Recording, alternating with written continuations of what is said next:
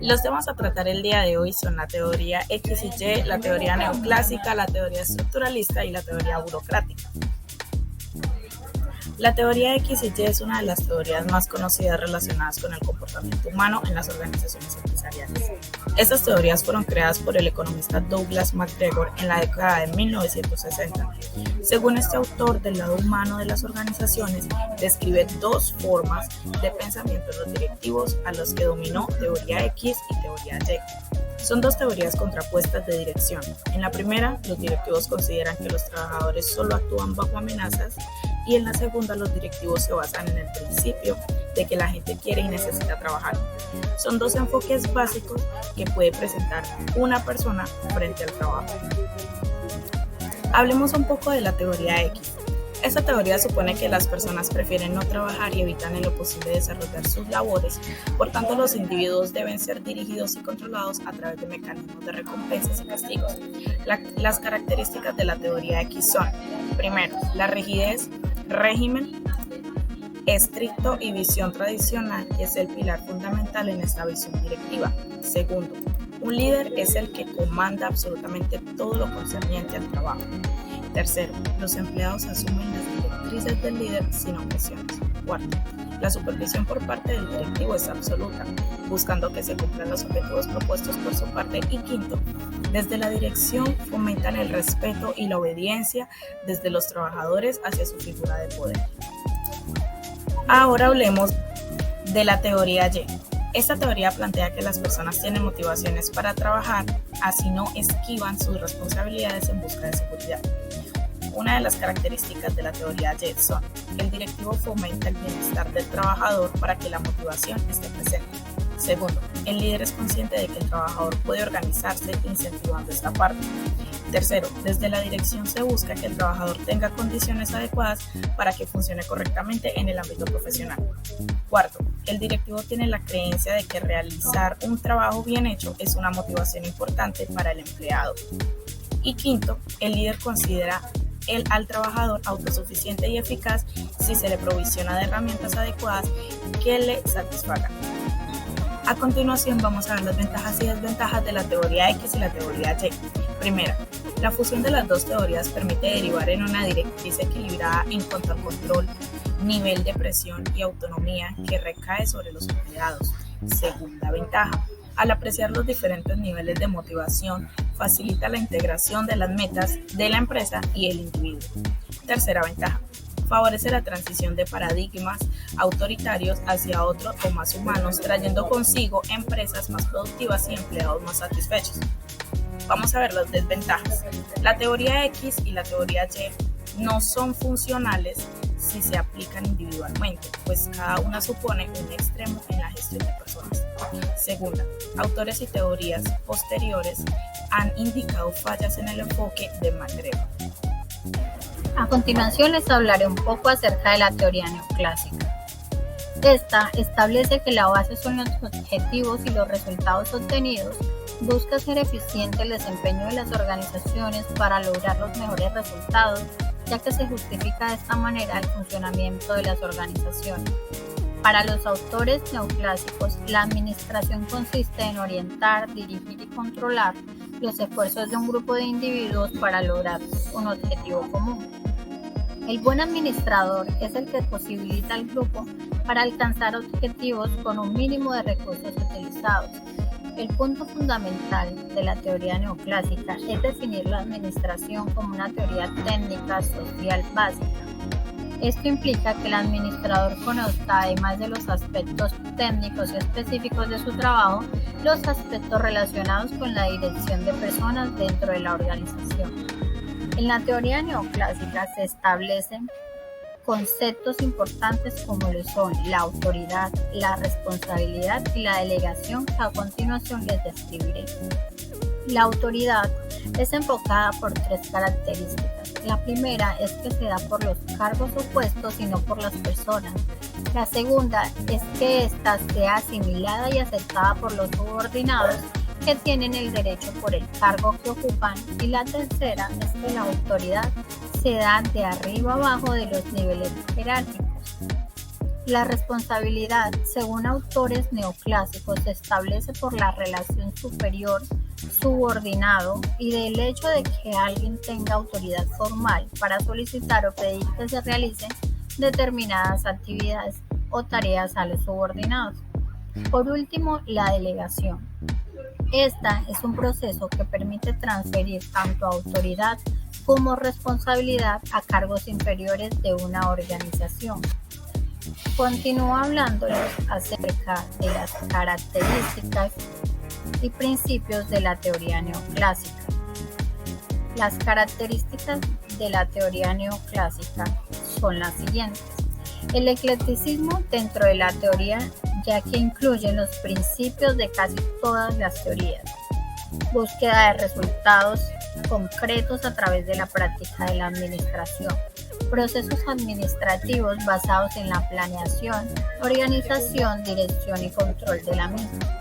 Los neoclásicos enfatizan en la búsqueda de los objetivos y resultados de la organización. Continuamos con los principios. Estos son los objetivos que la empresa deben ser claramente definidos. Designación de funciones a cada unidad orgánica para alcanzar la eficacia. Designación de responsabilidades. Establecer líneas claras de autoridad y la autoridad debe ser delegada. En la teoría neoclásica existen ventajas y desventajas. Las ventajas son ofrecer mejores resultados a pequeñas empresas, posee una estructura simple y se comprende fácilmente, busca maximizar la productividad y el rendimiento de la organización, además de definir las responsabilidades que posee cada individuo dentro de la empresa. Facilita la implementación por parte de los individuos implicados. Las desventajas de estas son: puede incentivar la reducción de personal sin brindar interés en la persona que pierde el empleo. La autoridad en la empresa es única y directa. La persona encargada dirige todas las actividades de la empresa y no solo una en específico, lo cual puede repercutir de manera directa a la empresa. La persona encargada de dirigir puede tender a exagerar su función. Continuamos con la teoría estructuralista. Esta teoría está enfocada hacia el todo, la relación de las partes en la construcción del todo, la totalidad, la interdependencia de las partes, el hecho de que todo es más grande que la sencilla suma de sus partes, una característica del estructuralismo. Tiene como objetivo principal estudiar los problemas de la empresa y sus causas, prestando especial atención a los aspectos de autoridad y comunicación. Esta corriente aparece a finales de los años 50 como consecuencia de la baja productividad, ya que las corrientes científicas y sociales habían tomado en cuenta a la productividad de formas aisladas. Esta teoría se originó principalmente con los siguientes factores: la oposición que ya existía entre la teoría clásica y la teoría de las relaciones humanas.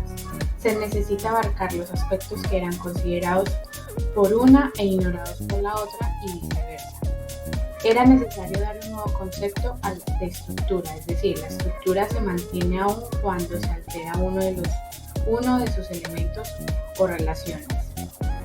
Y por tercero, la necesidad de visualizar la organización como una unidad social grande y compleja, en donde interactúan los grupos sociales, que comparten algunos de los objetivos de la organización, como la viabilidad económica de la organización, pero que pueden volverse incompatibles con otros, como la forma de distribución de las utilidades de la organización.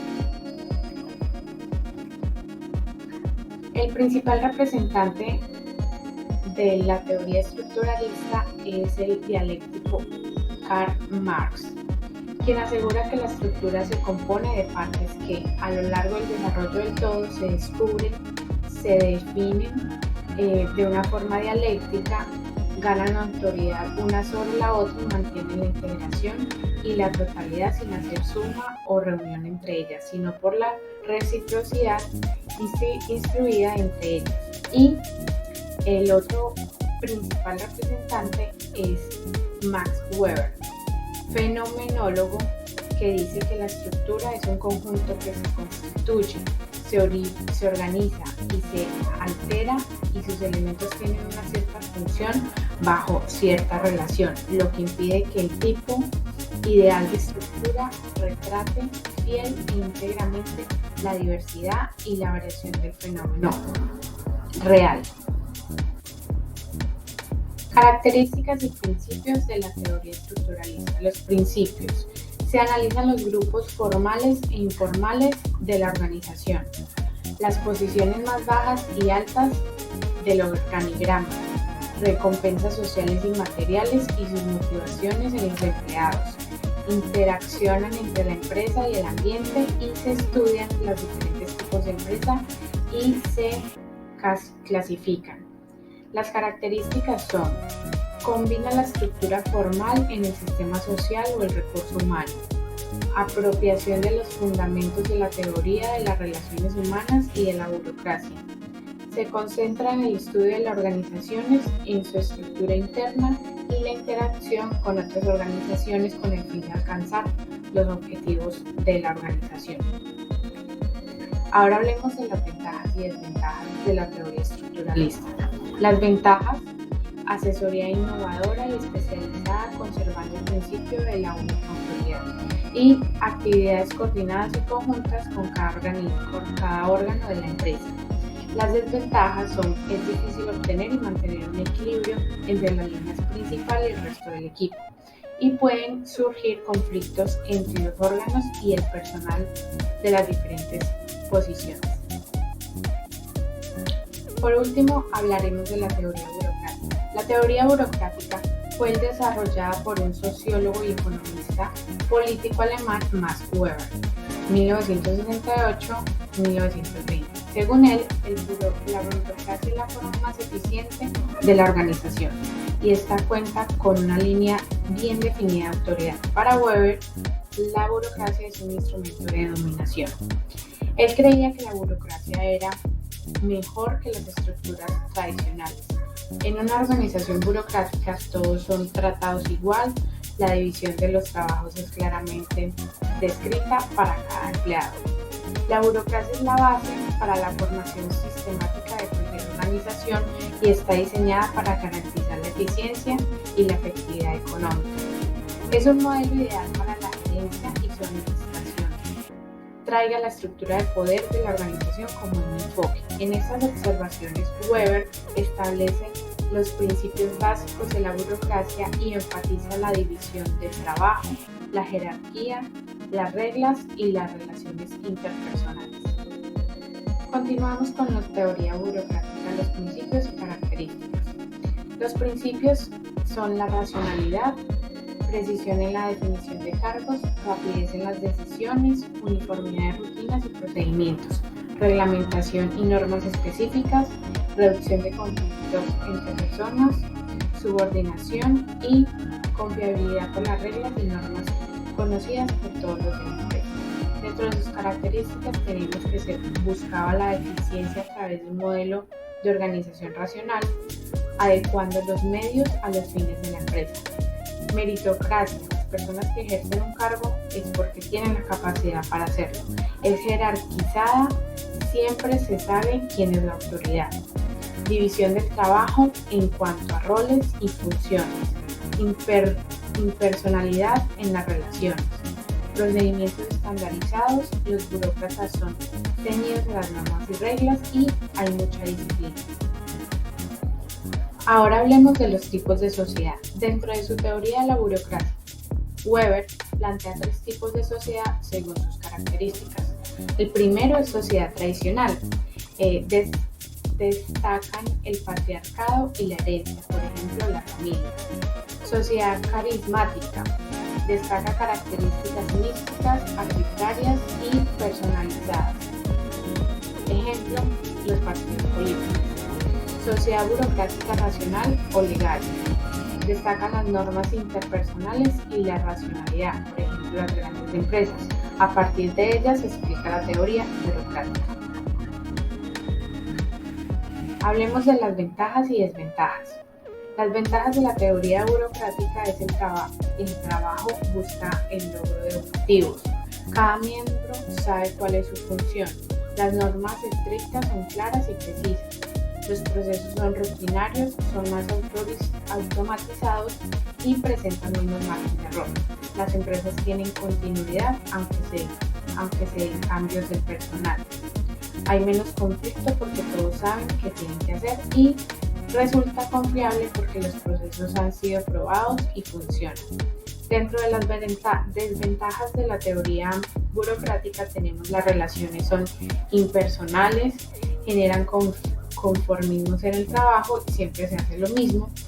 Los modelos de negocios pueden ser muy rígidos, hay pérdida de tiempo en papeleo y procedimientos formales engorrosos y puede generar abusos de autoridad, provoca resistencia al cambio.